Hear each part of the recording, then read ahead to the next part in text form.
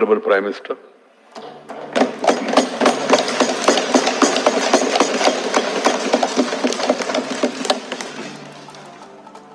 आदरणीय सभापति जी, आपने वक्ताओं के लिए काफी सीमाएं बांधी है। मेरी कोशिश रहेगी उन सीमाओं का पालन करते हुए अपनी भावनाओं को अभिव्यक्त करूं। वैसे हमारे यहाँ विदाई समारंभ तो है ही है, जा रहे हैं साथी,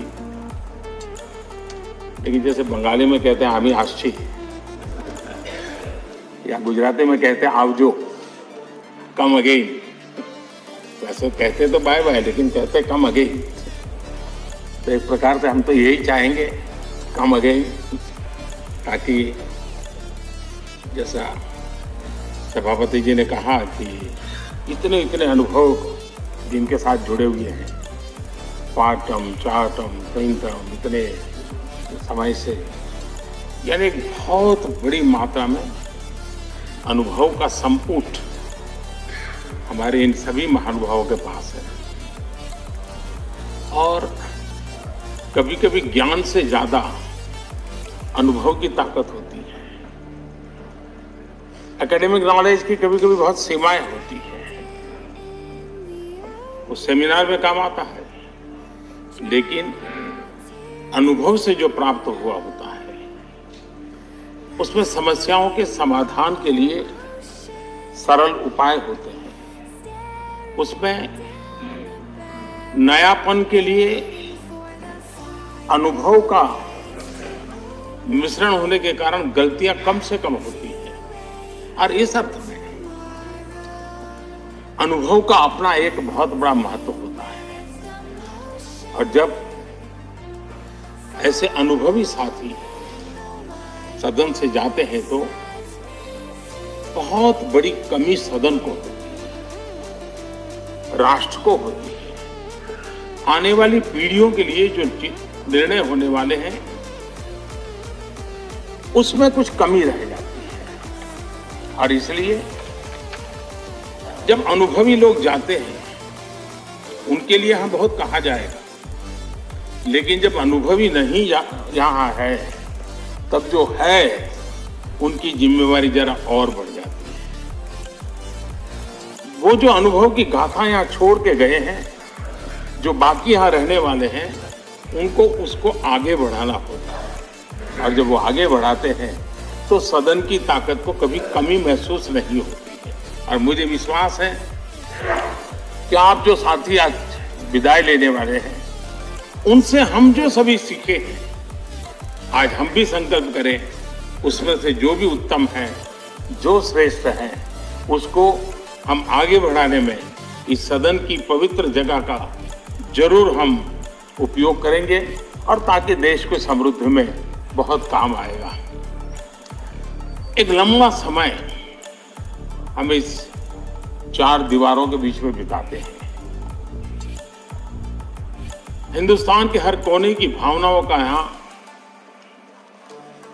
प्रतिबिंब, अभिव्यक्ति, वेदना, उमंग, सब कुछ यहाँ पर एक प्रवाह बहता रहता है। और उस प्रवाह को हम भी अनुभव करते रहते हैं।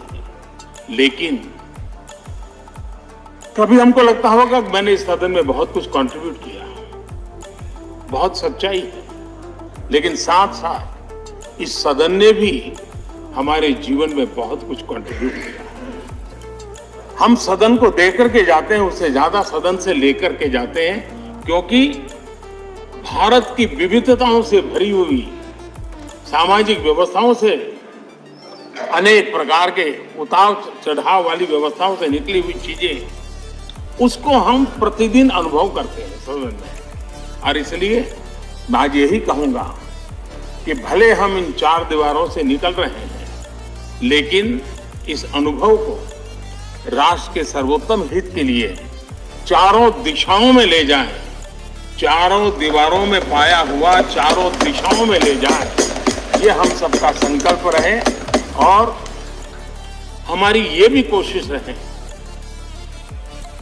कि सदन में अपने कालखंड में जो महत्वपूर्ण चीजें हमने कंट्रीब्यूट की है, जिसने देश को शेप दिया, देश की दिशा को मोड़ा, मैं चाहूंगा उन स्मृतियों को आप कहीं न कहीं शब्दबद्ध करें, कहीं न कहीं लिखें, ताकि कभी न कभी वो आने वाली पीढ़ियों को रेफरेंस के रूप में काम आएगी।